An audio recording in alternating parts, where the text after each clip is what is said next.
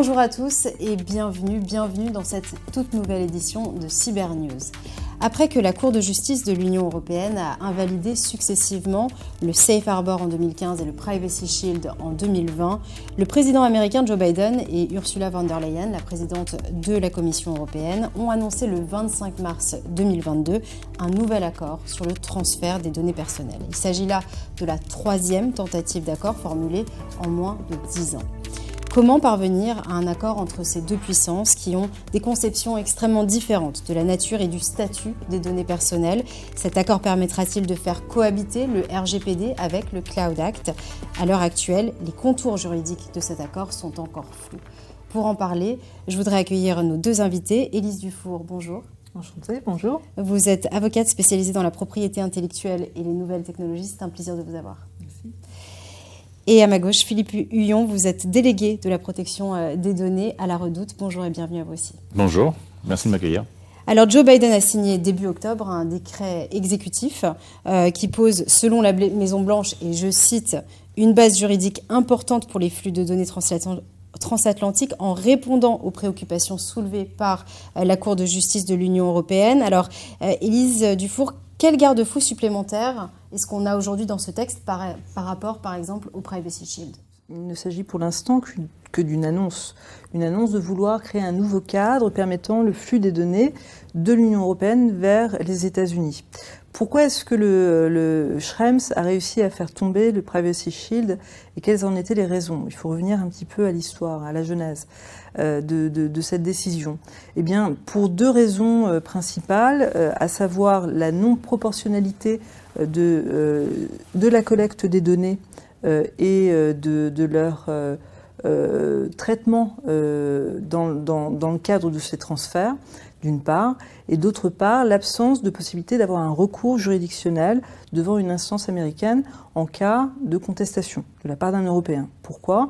Parce que le FISA, qui est l'acte qui organise la collecte de ces données par les instances américaines au profit des agences de renseignement, il y en a une vingtaine, n'autorise pas les non-citoyens américains à faire ce recours. Donc, dans le cadre de cet executive order, qui a été en effet publié début octobre, ces deux écueils ont, en tout cas en apparence, vocation à être corrigés. Le premier, donc, c'est sur la partie concernant la proportionnalité des collectes.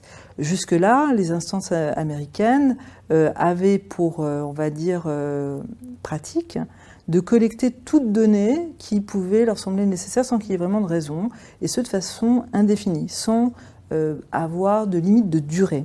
Et c'est en ça que cette pratique est contraire à nos principes européens. Le RGPD prévoyant un principe de minimisation de la donnée.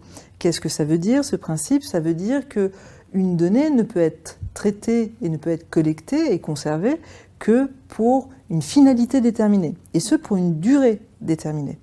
Et ces principes-là sont rappelés dans l'article 5 du RGPD. Et c'est un principe fondamental. En tout cas, l'annonce faite par Joe Biden est de introduire dans la législation américaine ce principe de proportionnalité. Mais, il y a un mais, car qu'entend-on par proportionnalité? Quelle est la notion derrière? Est-ce que c'est une notion à l'européenne? Eh bien, évidemment non. Ça, en tout cas, Joe Biden l'a dit clairement, que ce n'était pas la notion de proportionnalité au sens européen qui allait être retenue et que ça n'empêcherait pas notamment les collectes de données de masse sur notamment les citoyens américains. Ça, c'est le premier point qui veut être adressé, mais l'est-il vraiment? Pas sûr. Deuxième point, la possibilité d'avoir un recours juridictionnel. Ça aussi, l'annonce est faite dans l'executive order d'avoir accès à une instance qui permettra d'entendre une réclamation. Mais ce ne sera pas une instance qui sera contradictoire. C'est-à-dire qu'en clair, il y aura un bureau des pleurs, en gros, qui va permettre à un citoyen non américain, donc notamment européen, de faire une réclamation auprès des instances américaines Comment ça sera traité derrière? Il y a déjà, on ne pourra pas s'exprimer, ce sera uniquement par écrit de ce que l'on sait pour l'instant. Les réponses qui seront données à ces réclamations ne seront certainement pas très satisfaisantes. Philippe Huillon, avec cet accord, c'est environ 5000 entreprises françaises et américaines qui seront concernées. Qu'est-ce que ce nouvel accord change pour une entreprise, par exemple, comme la vôtre, et comment vous allez peut-être devoir vous adapter au niveau opérationnel, mais aussi au niveau juridique? Alors, pour le moment, j'ai envie de dire, ça ne change pas grand-chose vis-à-vis effectivement des propos qui viennent d'être tenus. Moi, je rejoins complètement. Pour l'instant, on est encore dans l'expectative. On peut dire que voilà, c'est une position politique, c'est un premier pas des États-Unis vers l'Europe. C'est déjà bien. Maintenant, il y a encore effectivement énormément de travail de la part de l'Europe pour remplir les deux conditions qui viennent d'être rappelées. Donc, d'un point de vue entreprise, pour le moment, on va attendre la suite du travail de l'Europe. Alors, je vais peut-être reformuler ma question, mais pour que cet accord soit efficace, qu'est-ce qu'il faudrait voir apparaître? Quels seraient vos conseils si vous deviez chuchoter à l'oreille à l'oreille des décideurs? Des décideurs. Donc, la seule façon qu'on pourrait espérer d'avoir éviter d'avoir un Schrems 2, d'avoir un accord, plutôt un privacy shield valable, c'est un engagement des autorités américaines de traiter les données lorsqu'elles concernent des citoyens européens selon les principes européens. Tant que les principes américains seront appliqués à ce traitement, je pense qu'on sera toujours dans une position en tout cas d'opposition, avec deux conceptions très différentes. Une conception américaine qui est business orientée. Ces données sont utiles et nécessaires aux acteurs américains pour entraîner leur système, notamment leurs IA.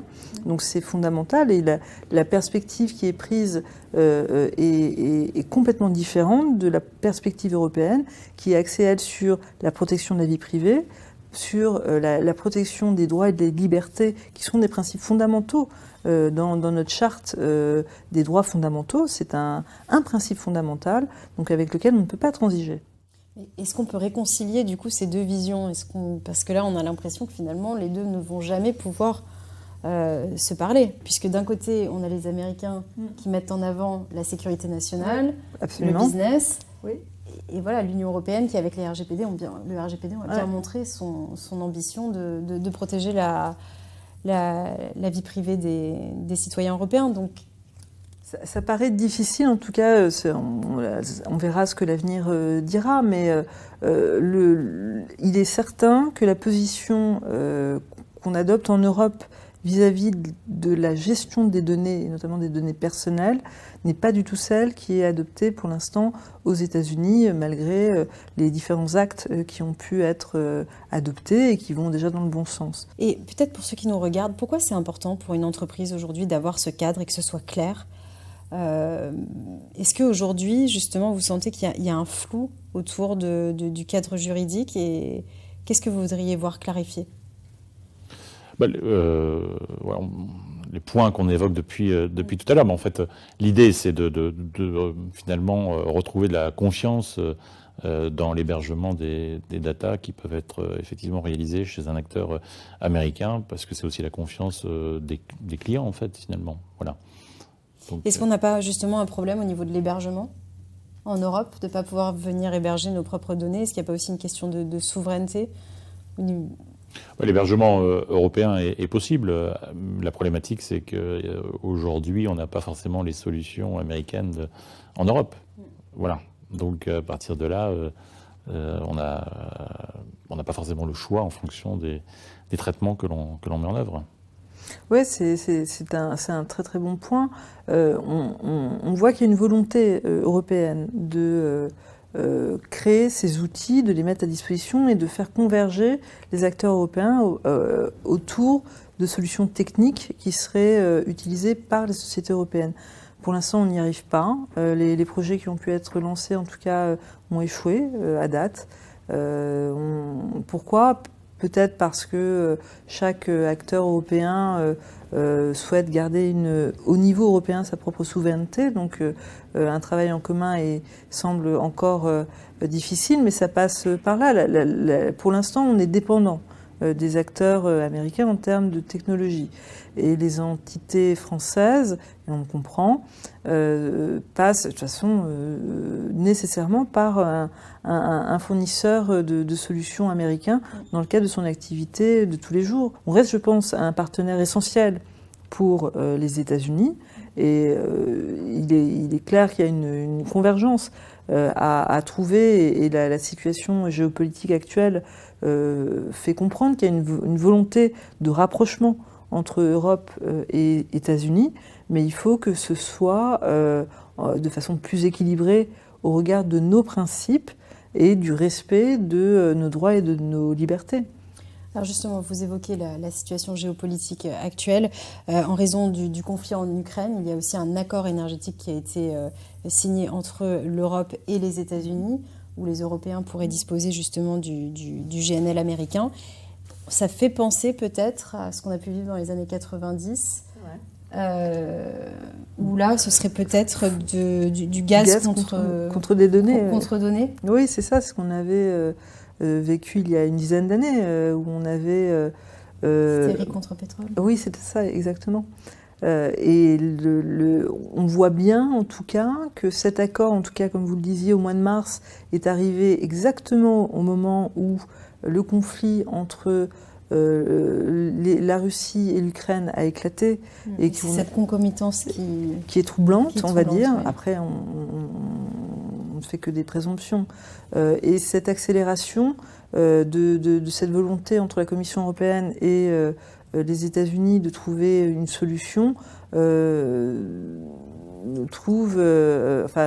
tout cas s'exprime alors que le conflit s'intensifie et n'est pas encore résolu, et que on a des problématiques d'énergie à gérer dans un futur très très proche. Donc oui, il y a ce qui laisse vraiment penser que cette question de la donnée, c'est une question hautement politique.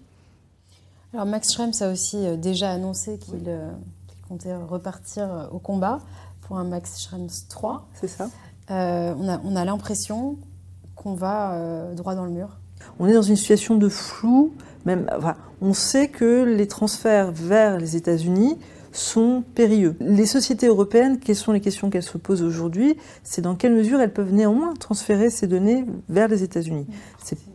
C'est une question quotidienne. Et c'est très délicat parce qu'on voit que les mesures complémentaires qui ont été préconisées suite à la chute de Schrems 2 en 2020 ne sont pas suffisantes.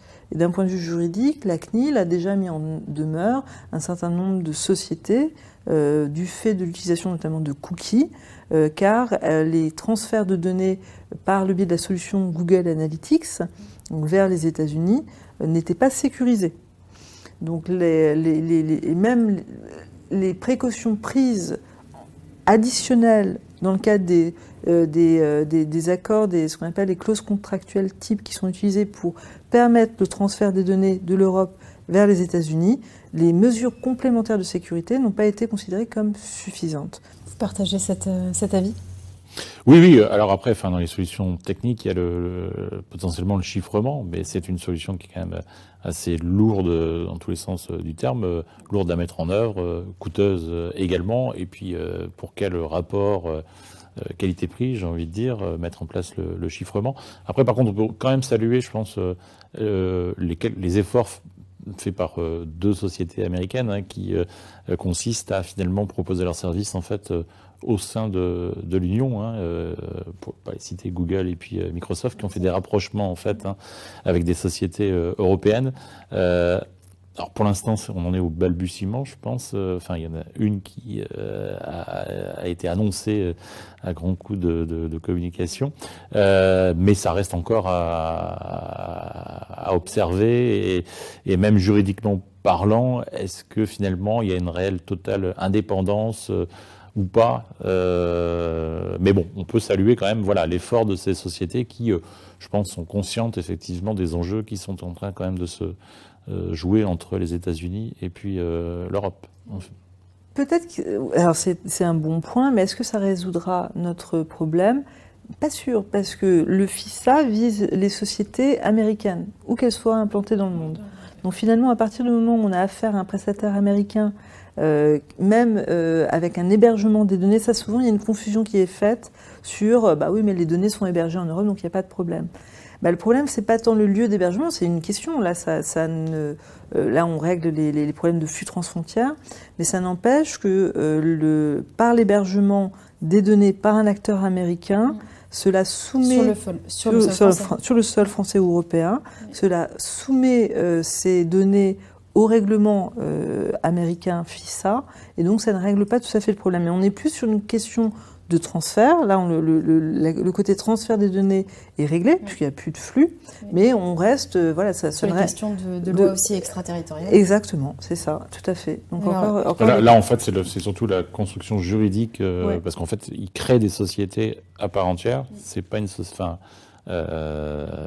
pour Google, en fait, avec Sense, c'est une société qui, logiquement, a effectivement une base juridique européenne. En tout cas, c'est ce qui est annoncé, avec les solutions Google. Mais comme, effectivement, cette société est quand même partie prenante, c'est là où on peut s'interroger sur le fait qu'il y a une réelle totale indépendance avec les États-Unis, quoi. Voilà. On a du mal quand même à comprendre comment on va concilier le Cloud Act, par exemple, avec le RGPD. Je crois que ce sont deux... le Cloud Act... Peut-être expliquer un petit peu. Qu'est-ce que c'est le Cloud Act, c'est un... Alors, ça n'a rien à voir avec le cloud. C'est un accord, enfin, en tout cas, un règlement qui a été pris par le gouvernement américain de façon à mettre en œuvre le FISA. Dans ce Cloud Act, en fait, c'est une annonce un peu autoritaire d'une pratique qui était jusque-là réelle mais non divulguée. C'est-à-dire de pouvoir avoir accès par le biais des outils de télécommunication à un certain nombre de données et à une collecte de masse. Donc ce Cloud Act versus RGPD, il est sur deux problématiques qui n'ont rien à voir. Vous l'avez dit très justement, les instances américaines mettent en avant la sécurité nationale pour pouvoir faire cette collecte de masse sur n'importe qui, n'importe quand, pour n'importe quelle raison. Et de manière indéfinie dans le temps. De manière indéfinie dans le temps. Et ce pour se protéger d'une éventuelle attaque, quelle qu'elle soit. Et l'approche européenne est tout à fait inverse. Donc c'est irréconciliable. Alors, je voudrais vous poser cette question qui peut paraître anodine, mais on l'entend beaucoup. Les gens disent souvent « je n'ai rien à cacher, c'est pas très grave si on utilise mes données ou si on les transfère ». Qu'est-ce que vous leur répondez? Et peut-être essayer de nous expliquer en quoi la donnée aujourd'hui est importante et a de la valeur. La donnée, effectivement, a de l'importance pour les traitements de chaque jour. Ça permet éventuellement d'anticiper des problématiques de livraison, par exemple. Alors, on n'est pas forcément là sur de la donnée personnelle en tant que telle, ça va être de la donnée de suivi de colis, mais il est préférable dans nos activités, par exemple, d'anticiper un problème de livraison plutôt que d'être en réaction à un client qui va venir vers vous en vous signalant que le colis n'est pas arrivé en temps et en heure. C'est préférable qu'effectivement on soit alerté qu'un problème va survenir et qu'on puisse, nous, effectivement, faire de la prévenance client. Voilà, c'est un exemple de ce qu'on peut faire avec de la data. Après, quand on parle de la donnée personnelle, c'est aussi mieux servir le client. Si effectivement on analyse les achats ou les visites, ça permet de rendre un meilleur service en fait aux personnes qui fréquentent le site web ou l'application, etc. Donc c'est au bénéfice finalement des personnes. Voilà, c'est de leur faire bénéficier effectivement et de répondre à leurs attentes. En fait, voilà. En fait, ça bénéficie les deux, puisque en tant que business, vous arrivez à mieux cibler aussi les clients. Voilà. Donc, mais c'est un peu ce rapport de confiance en fait que j'évoquais tout à l'heure. Qui est primordial. Voilà. Qui est vraiment primordial pour moi à l'heure d'aujourd'hui. Oui, voilà, tout à fait. Je passe commande sur un site internet, je dois effectivement fournir des informations. Alors déjà, il y a un rôle d'information vis-à-vis de la réglementation, que ce soit la loi informatique et liberté ou bien le RGPD. Donc clairement, on annonce ce que l'on fait avec les données dans une politique de protection des données qui est accessible sur le site, sur l'application pour l'ensemble des personnes. Donc voilà, on annonce clairement la couleur, l'ensemble des traitements qui vont pouvoir être réalisés. Ça déjà, c'est le premier élément de confiance. Et puis le deuxième, c'est effectivement de rendre du service en fait, aux clients en fait. Voilà. Comment est-ce que vous expliqueriez justement aux personnes peut-être qui nous regardent aujourd'hui pourquoi la donnée a tellement de valeur? L'enjeu majeur du traitement de la donnée, c'est le profilage. Si le RGPD a en tout cas une vertu, c'est de permettre de cadrer le profilage qui est prévu par l'article 22 du RGPD. Le profilage avec des décisions automatisées, c'est-à-dire soit d'exclure quelqu'un de façon automatisée d'un droit ou d'un contrat, et ça c'est un vrai risque pour la personne, et on peut le faire à partir de prédictifs d'où l'IA, les IA, les instances de type intelligence artificielle, par la masse de données qui peuvent être traitées sur un individu, vont être capables de pouvoir, de façon prédictive, alors ça a un côté un peu magique, mais c'est purement statistique, prédire un événement. Car ces données traitées vont être intéressantes pour les banques, pour les mutuelles, les assurances, autant d'acteurs qui vont vouloir prédire un risque. Et donc si elles devaient avoir accès à ces données de façon non limitée et non cadrée, ça serait dramatique pour les humains, enfin pour les personnes concernées. On arrive au terme de cet entretien. Est-ce que vous avez peut-être un petit mot pour la fin, pour clôturer cette émission? Est-ce que vous attendez peut-être de voir dans cet accord ou... Pour l'instant, je veux dire, c'est quand même assez wait and see, quoi. Voilà, il est vraiment trop tôt pour avoir une position à la suite de cet accord.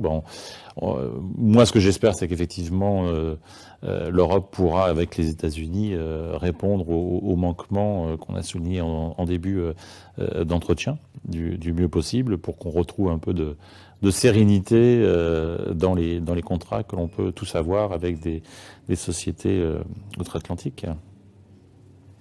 Oui, je suis tout à fait d'accord avec Philippe. Je suis plutôt favorable et j'espère qu'on trouvera une solution tout en respectant nos principes, je pense, qui sont essentiels. Je crois le mot de la fin, c'est peut-être de dire que le RGPD a eu en tout cas cette force d'être un éclairage pour le reste du monde, et je pense qu'on peut en être très fiers. Il me semble que c'est ce qui fait notre valeur européenne, d'avoir des principes fondamentaux pour lesquels on se bat et qu'on souhaite protéger.